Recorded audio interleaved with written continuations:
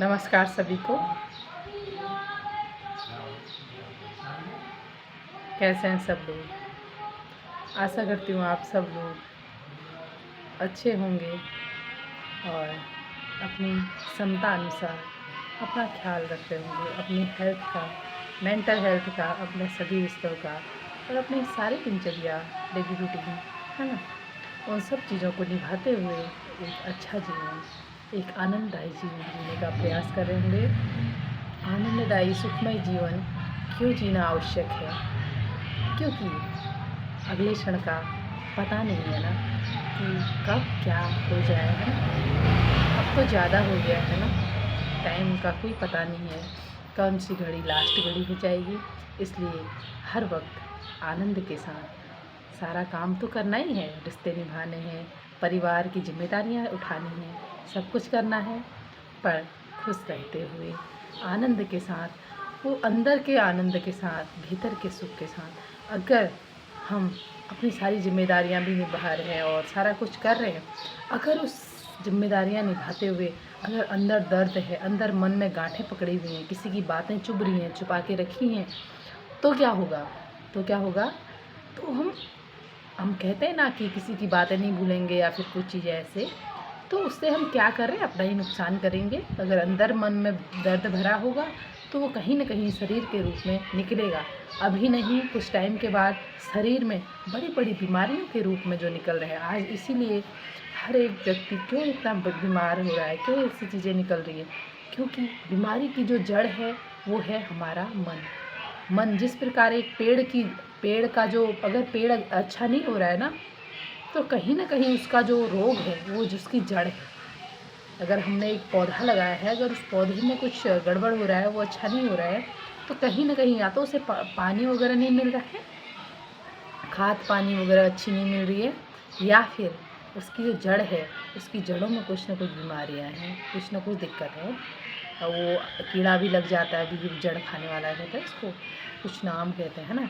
तो जो भी है, उसी तरीके से जिस प्रकार एक पेड़ अगर अच्छा नहीं हो रहा है तो उसका मेन रीज़न उसकी जड़ में होता है, अगर उसको उसकी जड़ पर ध्यान देना पड़ेगा।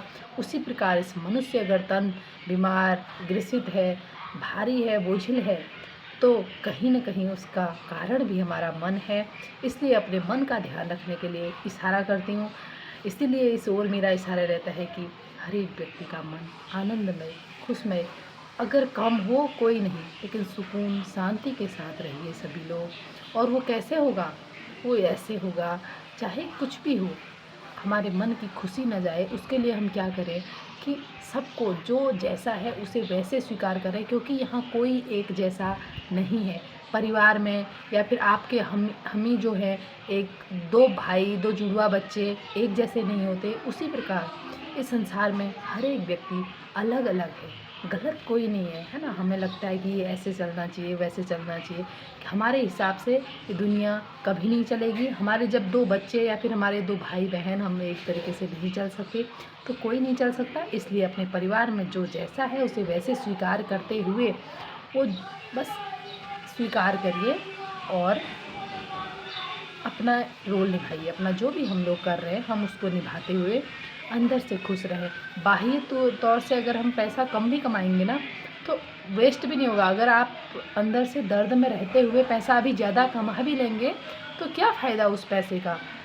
एक न एक दिन बीमारी के रूप में मन से बाहर निकलेंगी, चीज़ें फूट के बाहर निकलेंगी, है ना। अंदर अगर तुमने गांठें पकड़ी हैं तो वो एक दिन बाहर निकलनी ही है, बीमारी के रूप में आनी ही है बाहर।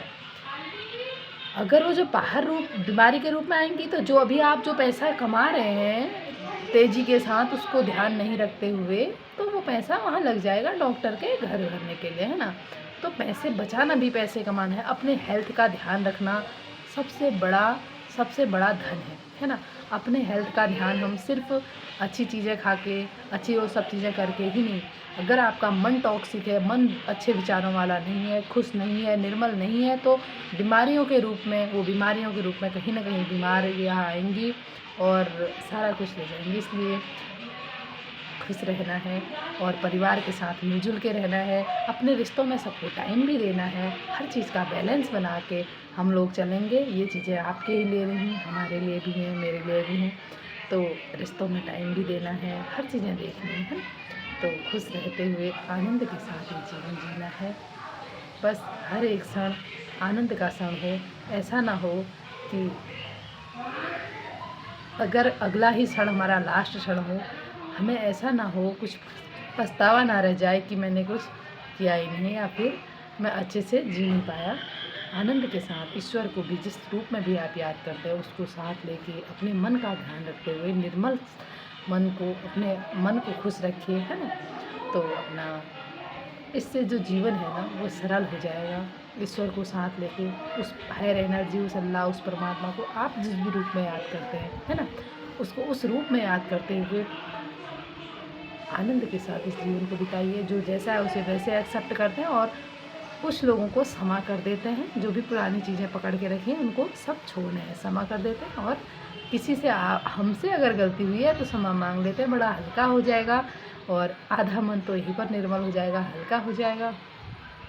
अगर हम लोग किसी से नहीं जा सकते उनके पास माफ़ी मांगने, तो मन ही मन ये एक खुश रहने की सबसे बड़ी ट्रिक है और मन को हल्का रखने की।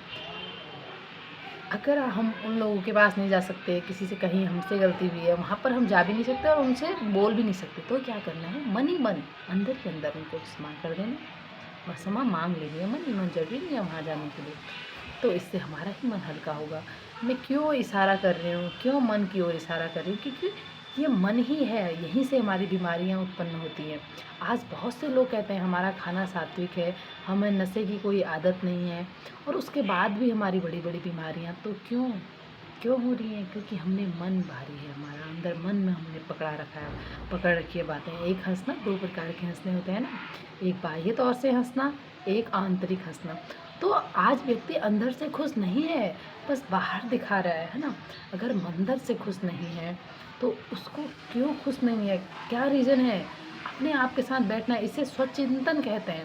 अपने आप से बातें करनी कि मैं क्यों परेशान हूँ, अगर जो भी रीज़न निकल रहा है तो क्यों, क्षमा कर दीजिए उनको, क्योंकि हर एक व्यक्ति यहाँ हमारे हिसाब से नहीं चलेगा। इसलिए अपने आप को खुश रखिए, हमारा काम सिर्फ अपने को खुश रखना है।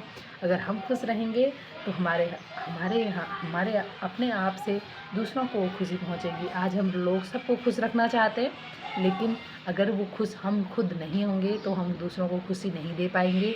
जिस प्रकार एक भिखारी किसी व्यक्ति को धन नहीं दे सकता क्योंकि वो खुद भीख मांग रहा है, तो उसी प्रकार हम अंदर से चाह सकते हैं कि मैं सबको खुशी दूँ। अगर मैं खुद खुश नहीं हूँ तो वो खुशी हम चाहेंगे तो भी उसको नहीं मिल पाएगी अगले व्यक्ति को। इसलिए अगर हम किसी को खुशी भी देना चाहते हैं या फिर कुछ भी देना भी चाहते हैं, वो मेरे पास होना चाहिए। इसलिए मैं खुद खुश रहने का प्रयास करते हैं, अपने आप को खुश रखते हैं। एक तो काम कर सकते हैं ना, इसमें बहुत बड़ी सेवा हो जाएगी।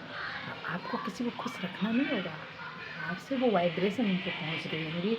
तो इसलिए मन को खुश रखिए, मन अच्छा होगा तो सब अच्छा होगा, तन भी अच्छा होगा। मन का असर ही तन पर पड़ता है, हम इसका प्रयास करेंगे। अगर हमारे मन अच्छे होंगे तो तन अपने आप अच्छा होगा। खाना सात्विक करेंगे जितना हो सकता है ना।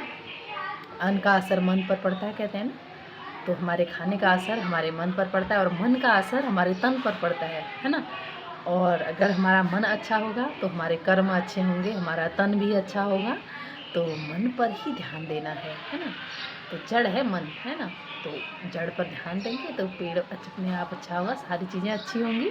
और हमारे साथ से हमारे बच्चे या फिर हमारे भाई बहन या फिर जो भी हमारे साथ होंगे उन पर भी उनका असर पड़ेगा, है ना।